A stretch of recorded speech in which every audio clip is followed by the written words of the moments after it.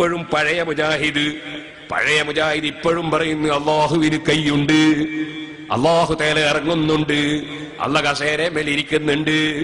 അതിനൊരുത്തം പറഞ്ഞ തെളിവ് വെക്കണം, നിങ്ങൾക്ക് മേലോട്ട് കൈ ഉയർത്തിയിട്ടില്ല അള്ളാഹിനോട് ദ്വാരക്കുന്നേ, അല്ലെങ്കിൽ ഇങ്ങനല്ലേ ദ്വാരക്കേണ്ടി വരിക? തെളിവാ അതൊന്ന് കേൾപ്പിച്ചു കൊടുത്താ മോനെ.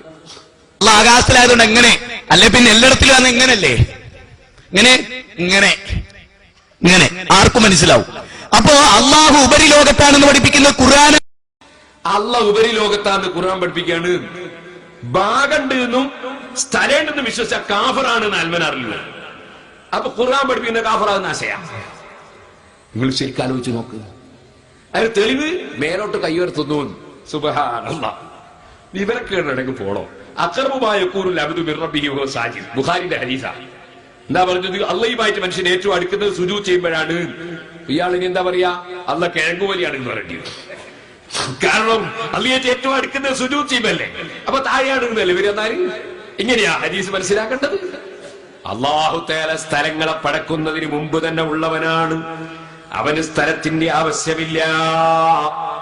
പക്ഷേ നാദാവൃത്തം ഒന്ന് പാട്ടുപാടി അത് പറയുന്നത് കേട്ടോളൂ നിങ്ങൾ. ഞങ്ങൾ വിശ്വസിക്കുന്നു. എന്താ വിശ്വസിക്കുന്നത്? അള്ളാഹു അർശിന്മേലാണ്. എങ്ങനെ? കൈഫശാ, അവനുദ്ദേശിക്കുന്നത് പോലെ, അവനുദ്ദേശിക്കുന്ന പ്രകാരത്തിൽ. അതിനെ സംബന്ധിച്ചിടത്തോളം നമുക്കൊരു ഹദ് നിർണ്ണയിക്കാൻ പറ്റൂല. എങ്ങനെ അപ്പുറമൊക്കെ അതിന്റെ അതിർത്തി എത്ര പ്ലേസ് വേണം അതൊന്നും നമ്മൾ പറയാൻ പാടില്ല. ഇരിക്കുന്ന രൂപ എങ്ങനെ മേപ്പോട്ട് നോക്കിയിട്ടോ താഴത്തേക്ക് നോക്കിയിട്ടോ കാല് നോക്കിയിട്ടോ ആ നിലക്കുള്ള ഒരു വർത്തമാനവും പറയാൻ പാടില്ല. അതൊന്നും പറയാൻ പാടില്ല. അർശിന്റെ മോള് കുത്തിരിക്കണം. ഇതല്ലേ ഇപ്പോഴും പറഞ്ഞുകൊണ്ടിരിക്കുന്നത്. ഇനിയോ ആകാശത്തിൽ ഇറങ്ങി വരൂ, അർശിന്റെ മോള് ഇറങ്ങി വരും എന്ന് പറഞ്ഞിട്ടുണ്ട്. അല്ലാഹു സുബ്ഹാനഹു വ തആല എല്ലാ രാത്രിയിലും അതാ നമ്മോട് അടുത്ത ആകാശത്തിലേക്ക് ഇറങ്ങി വരുന്നു. അല്ലാഹു സുബ്ഹാനഹു വ തആല എല്ലാ രാത്രിയിലും അതാ നമ്മോട് അടുത്ത ആകാശത്തിലേക്ക് ഇറങ്ങി വരുന്നു. അതെ, എല്ലാ രാത്രിയും അല്ലാഹ് ഇങ്ങനെ ഇറങ്ങുക. സുബ്ഹാനല്ലാഹ്. ഇനിയോ ഇതേ കക്ഷി തന്നെ അള്ളാഹിനെ പറ്റി പറഞ്ഞത് അള്ളാഹ്ക്ക് രണ്ട് കൈയുണ്ട്, രണ്ടും ബലത്താണ്. അതെന്ന് വെച്ചോട്ടെ, അവന്റെ രണ്ട് കൈകളും വലതാണ്. ലാ ശിമാല ഫീഹിമാ, ആ രണ്ട് കൈകളിലും ശിമാലില്ല, ഇടതില്ല എന്ന് സലാഹി. അത് തന്നെ സലഫി പറയുന്നത് വെച്ചോട്ടെ. അല്ലാഹുവിന് രണ്ട് കൈയുണ്ട്. അവന്റെ രണ്ട് കൈയും വലം കൈയാണ്. അപ്പൊ അള്ളാഹ്ക്ക് രണ്ട് കൈയുണ്ട്, രണ്ടും വലം കൈയാണ്. ഭാഗണ്ടെന്ന് വിശ്വസിച്ച കാഫറാണെന്നാണ് ആദ്യം അൽമനാർ പറഞ്ഞത്. ഇപ്പൊ വലത്തുകൊണ്ട് എടുത്തുകൊണ്ട് വലത്ത് രണ്ട് കൈയാണ്. സുബ്ഹാനല്ലാഹ്. എന്നാ നിങ്ങൾക്കൊന്ന് കഴിവ് തീർന്നോ? അതുകൊണ്ട് തീർന്നില്ല. അതേ കക്ഷികൾ തന്നെ പുറത്തിറക്കുന്ന അൽമന. ഈ അൽമന എടുത്തില്ല എന്നതേ നേരത്തെ പറഞ്ഞു. ഇതിൽ പറയുന്ന എടുത്തു കൈയുണ്ട്. അവങ്ക വായിച്ച് കേൾപ്പിച്ചു തരാം. 2009 ജനുവരി അൽമനാർ. ഇതിൽ പറയുന്നു, നബി സല്ലല്ലാഹു അലൈഹി വസല്ലം പറയുന്നു, അന്ത്യദിനത്തിൽ അള്ളാഹു ആകാശങ്ങളെ ചുരുട്ടിയെടുക്കും. പിന്നീട് തന്റെ വലത് കൈ കൊണ്ട് പിടിച്ച ശേഷം പറയും, ഞാനാണ് രാജാവ്, എവിടെ അഹങ്കാരികളും ധിക്കാരികളും. ശേഷം ഭൂമിയെ തന്റെ ഇടത് കൈ കൊണ്ട് ചുരുട്ടിപ്പിടിക്കും.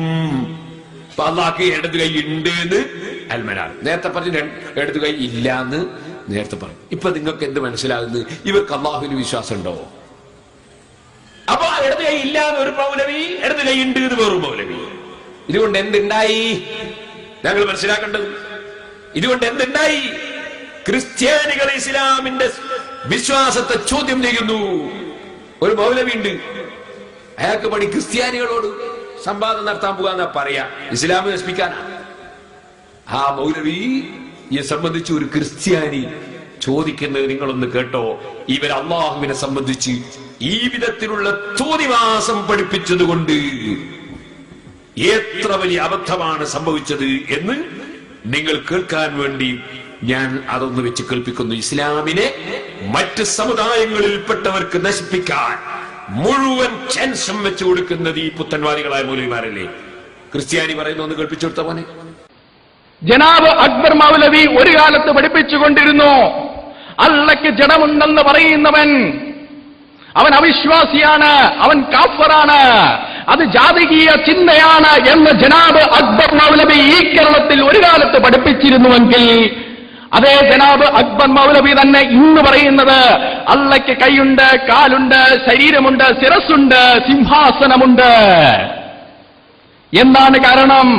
അന്ന് ജനാബ് അക്ബർ മൗലവി പറഞ്ഞത് ഖുറാന്റെ അടിസ്ഥാനത്തിലാണ്.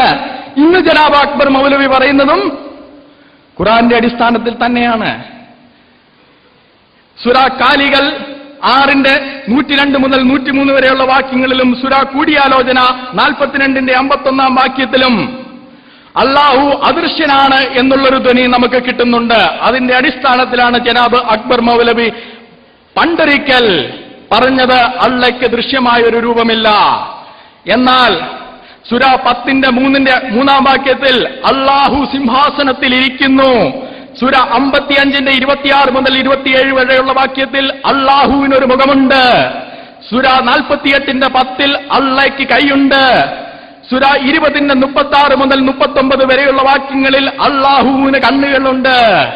ഒരു കാലത്ത് ജനാബ് അക്ബർ മൗലവി ഇതൊക്കെ ആലങ്കാരികമാണ് എന്ന് പറഞ്ഞിരുന്നുവെങ്കിൽ ഇന്ന് അതേ ജനാബ് അക്ബർ മൗലവി പറയുന്നത് ആലങ്കാരികമായി നമുക്ക് വ്യാഖ്യാനിക്കുവാൻ കഴിയില്ല, ഇത് അക്ഷരാർത്ഥത്തിൽ തന്നെ വിശ്വസിക്കണമെന്നാണ്. ജനാബ് അക്ബർ മൗലയ്ക്ക് അള്ളാഹുവിന് ദൃശ്യമായ ഒരു രൂപമുണ്ടോ ഇല്ലയോ എന്ന് ചോദിച്ചാൽ 2 കാലഘട്ടത്തിൽ അദ്ദേഹത്തിന് 2 ഉത്തരമാണ്, ബൈബിളിന് ഒരു ഉത്തരമേ ഉള്ളൂ. എന്നാൽ പ്രിയ സ്നേഹിതരെ, ജനാബ് അക്ബർ മൗലവിയുടെ ഇന്നത്തെ വ്യാഖ്യാന ശാസ്ത്രം എടുക്കുകയാണെങ്കിൽ ജനാബ് അക്ബർ മൗലവി പറയുന്നത് ഇതെല്ലാം നാം അക്ഷരാർത്ഥത്തിൽ തന്നെ ഖുറാനിൽ നിന്ന് വായിക്കണമെന്നാണ്.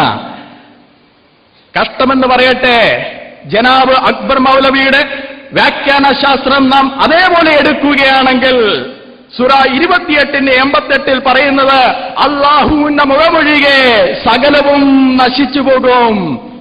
അള്ളയുടെ കൈകാലുകൾ നഷ്ടപ്പെട്ട് അള്ളയുടെ ദേഹം ശിരസിൽ നിന്ന് വിച്ഛേദിക്കപ്പെട്ട് മുഖം മാത്രമായി ജനാബ് അക്ബർ മൗലവി പറയുന്നത് എല്ലാം നമ്മൾ അങ്ങ് അക്ഷരാർത്ഥത്തിൽ വ്യാഖ്യാനിക്കണമെന്നാണ്. അതുകൊണ്ട് അക്ഷരാർത്ഥത്തിൽ വ്യാഖ്യാനിക്കുന്നു എന്നേ ഉള്ളൂ.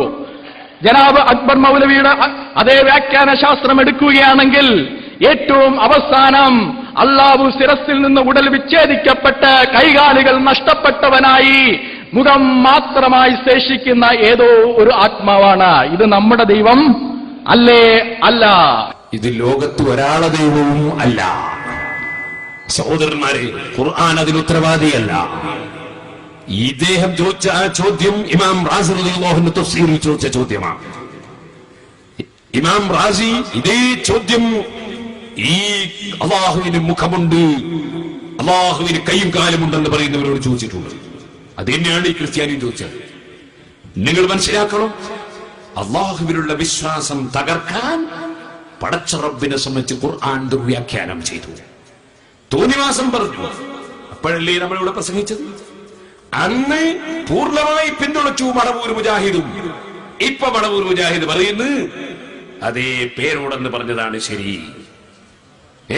അതിന് മുജാഹിദീങ്ങൾ മറ്റേ മുജാഹിദീങ്ങൾ അങ്ങോട്ട് ചോദിക്കുക, എന്താ ചോദിച്ചറിയോ? സുല്ലമിയുടെ ജഹാലത്ത് മറ്റൊരു രൂപത്തിൽ വാഴക്കാട് നടന്ന ഖണ്ഡന പ്രസംഗത്തിന്റെ കാലത്ത് പേരോട് സഖാഫിയും കൂട്ടരും ഉന്നയിച്ചതാണ്. മുജാഹിദ് പ്രസ്ഥാനത്തിൽ കാലുമാറിയ സുല്ലമി പേരോടിന്റെ ജഹാലത്ത് മറ്റൊരു രൂപത്തിൽ ഇപ്പോൾ മുജാഹിദുകളോട് ആവർത്തിച്ചു എന്നേ ഉള്ളൂ.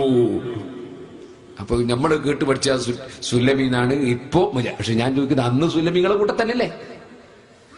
അപ്പൊ 2 മുജാഹിദിനും വിശ്വാസം തകരണമെന്ന് മാത്രമേ ഉള്ളൂ, നിലനിൽക്കണമെന്നില്ല. ക്രിസ്ത്യാനിയുടെ ചോദ്യത്തിന് മറുപടി തരാൻ കഴിയോ? നമുക്കൊരു വിഷയവുമില്ല. കാരണം നമ്മുടെ ഇമാമിങ്ങൾ ഓരോന്നും വിശദീകരിച്ചിട്ടുണ്ട്. പരിശുദ്ധ ഖുർആനിലെ വാചകങ്ങൾ ഓരോന്നും ബാഹ്യാർത്ഥം വെച്ച് അള്ളാഹുവിനെ തെറ്റിദ്ധരിപ്പിച്ച് ഒരു ദിവസം പടച്ചവന് 2 കൈയുണ്ട്, 2ഉം വലത്താണെന്നും വേറൊരു ദിവസം അള്ളാഹ്ക്കടുത്തേ കൈ അതാ ഉണ്ടെന്നും ഒരു ദിവസം ഇല്ലെന്നും എന്തൊക്കെയാണ് പറഞ്ഞുണ്ടാക്കിയത്. എന്നിട്ട് ഇപ്പോഴും മുജാഹിദിന്റെ വിചിന്തനം പറയുന്നു. ഇമാം നബവി റളിയല്ലാഹു അൻഹു വിശദീകരിച്ച വിശദീകരണത്തെ സംബന്ധിച്ച് പറയുന്നു, അതേ നബി സല്ലല്ലാഹു അലൈഹി വസല്ലം വിശദീകരണവും നൽകാതെ പഠിപ്പിച്ചു. അള്ളാഹുവിന്റെ 2 കൈകൾ അടക്കമുള്ള ഒരു സിഫത്തിനെയും നമുക്ക് നിഷേധിക്കുവാനോ സ്വന്തം വക വ്യാഖ്യാനിച്ചു അവയെ മറ്റൊന്നാക്കി അട്ടിമറിച്ച് കളയുവാനോ നബവിക്കോ മുസ്ലിയാർക്കോ ഒന്നും അവകാശമില്ല. ഇമാം നബവി റളിയല്ലാഹു അൻഹുവിന് പറയാൻ അവകാശമില്ല, അവകാശമുള്ളത് മുജാഹിദീങ്ങൾക്കാണ് പോൽ. അങ്ങനെ ഇമാമിങ്ങളെ തള്ളി അള്ളാഹുവിനെ സംബന്ധിച്ചുള്ള വിശ്വാസം തകർത്തു. പടച്ച റബ്ബിന് ശരീരം ഉണ്ടെന്ന് മുജാഹിദ് തന്നെ വാദിച്ചു. അതാണ് ഇനിയും കേട്ടോ, നബിയുടെയും അനുചരന്മാരുടെയും അവരുടെ പാരമ്പര്യം പിന്തുടർന്നു വരുന്നവരുടെയും മാർഗമാണ്. അവർ അള്ളാഹുവിന് യോജിച്ച വിധത്തിലുള്ള ശരീരവും അവയവങ്ങളും അവനുണ്ടെന്നും അവ എങ്ങനെ ആയിരിക്കുമെന്നും നമുക്കറിയില്ലെന്നും വിശ്വസിക്കുന്നവരാണ്. അള്ളാഹ്ക്ക് ശരീരം ഉണ്ട് എന്നാണ് ഇപ്പൊ പറയുന്നത്. നിങ്ങൾക്ക് കേൾക്കണോ? ഇപ്പോഴും സക്കരിയ സലായി പറയുന്നത് ശരീരവും അവയവവും ഇല്ല. ഒന്ന് വിട്ടുള്ളൂ, ഇടത്ത് കൈ ഇല്ല, വലത്ത് രണ്ട് കൈയാന്നാണ് പറയുന്നത്, അവയവമില്ല. അള്ളാഹ്ക്ക് അവയവങ്ങളുണ്ടെന്നോ ജഡമുണ്ടെന്നോ ശരീരമുണ്ടെന്നോ ഞങ്ങൾ പറഞ്ഞിട്ടില്ല. അങ്ങനെ ചർച്ച ഇസ്ലാഹി പ്രസ്ഥാനത്തിനില്ല. എങ്ങനെയുണ്ട്? നേരത്തെ അയാളെന്തേ പറഞ്ഞത്? രണ്ട് കൈയുണ്ട്, രണ്ടും വലത്താണ്. ഇപ്പൊ പറഞ്ഞ അവയവം ഉണ്ടോ എന്നുള്ള ചർച്ച നമുക്കില്ല. ജഡമുണ്ട് നമ്മൾ ശരീരം ഉണ്ടെന്ന് പറഞ്ഞിട്ടില്ല.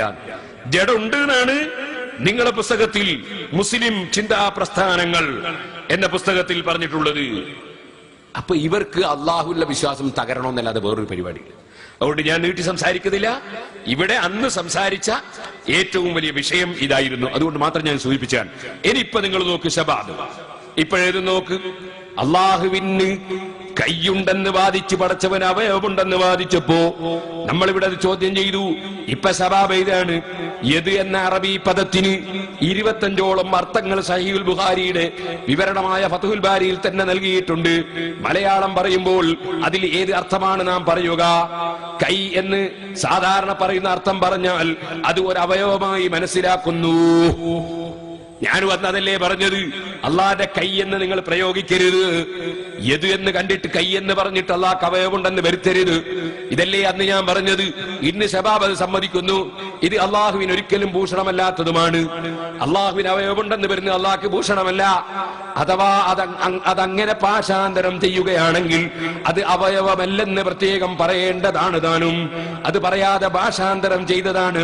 സെലഫികളാണെന്ന് പറയുന്ന പണ്ഡിതന്മാർക്കിടയിൽ കേരളത്തിൽ അഭിപ്രായ വ്യത്യാസമുണ്ടാകാൻ കാരണം.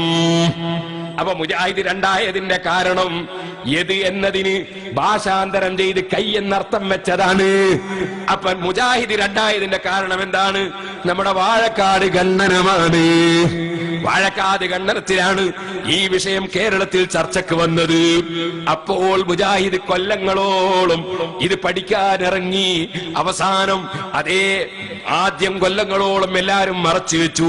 പിന്നീട് അതാ മൂടി വെക്കാൻ കഴിയാതെ പരസ്പരം പൊട്ടിത്തെറിച്ചു, രണ്ടായി ഭിന്നിച്ചു. എരി പറയട്ടെ, പിന്നെ ഒരു ഖണ്ഡനം നമ്മൾ കാര്യമായി നടത്തിയത് നാദാപുരത്താണ്.